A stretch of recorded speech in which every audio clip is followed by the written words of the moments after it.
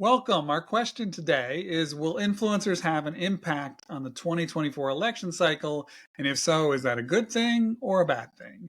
I'm joined by Susan Flower and Courtney Diuto. They are both senior productions managers on our influencer team. So they talk to influencers pretty much every day.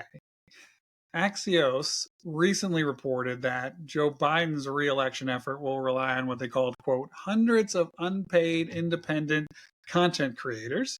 They may give them their own briefing rooms, sort of like they already do with the media, and who are already being supported by 4 full-time staffers. But it's not really a partisan thing because Trump's 2022 campaign finance report showed a 1.8 million in payments to an influencer marketing firm. So that was the last election. So this isn't brand new in 2024, nor is it one side but not the other. So while the presidential election gets most of the attention, as it does in politics generally, there's no reason to think that influencers won't also play a part in maybe other federal, maybe state, maybe even local elections, which is really a lot to think about. So, given all that, Courtney, let me start with you. Is this something new that we're seeing? Using influencers in campaigns isn't really new. We've seen this through celebrities and other public figures endorsing the politicians that they support. But with social media being where people like to spend their time, politicians have started, running social media ads first, and then now trying to utilize more influencer endorsements after that. So, what we saw in like 2020 were celebrities like Brett Favre and Lil Wayne supporting Trump, while people like Chris Evans and Selena Gomez endorsed Biden. And today, a lot of influencers have kind of become, celebrities in their own right. So this is a fairly natural progression. Makes sense. So, Susan, why? Why would politicians be interested in using influencers now? Well, as Courtney said, people spend a lot of time on social media, so it makes sense to fish where the fish are. But also, there's a trust issue. Edelman's trust barometer shows that Americans don't really trust the traditional media, they don't trust most businesses or the government. So, political candidates doing commercials saying, trust me, I'm the right choice, is not likely to change minds. But that said, if an influencer or other third party can say, I like this candidate because of A, B, and C, they may have a better chance of changing some minds. Makes sense. Courtney, when we do influencer, we almost always pay influencers. Are these influencers being paid? Can they be? That is a very interesting question. We haven't seen influencers or examples of people being paid to post these political pieces. It might be happening.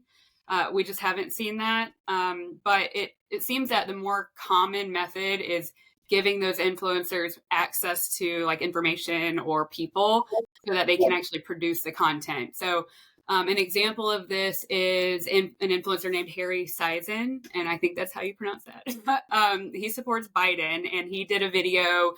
Obama joined in the middle of the video, and as mentioned earlier, Trump, he hosted some influencers such as like Libs of TikTok a couple months ago in Mar-a-Lago. So it does seem that it's more about like access and feeding people, talking points who already back a particular position rather than paying for it. And if they are paid, then that would make their videos branded content. TikTok bans politically focused branded content, and Meta also blocks it without written permission. So being paid would complicate compliance with the social networks.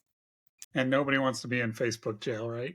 Right. Um, Let me start by saying also, I'm not a lawyer. I don't give legal advice. I spent 0 days in law school, but I do know the FTC has really clear disclosure rules, but I'm not sure the FTC has any oversight over this kind of thing. They oversee trade, that's the T, and not elections, which would be an E. And in fact, the FEC, or the Federal Election Commission, they oversee elections, and they had a chance in December to mandate disclosures on influencer posts, and they chose not to do it, which is interesting. So candidates do have to list expenditures they make to marketing firms, including influencer marketing firms, just like they would have to list every other expense. So, Susan, are we likely, let's shift gears a little bit, are we likely to see political content on one social network more than another social network? I would expect to see political content on pretty much every social network.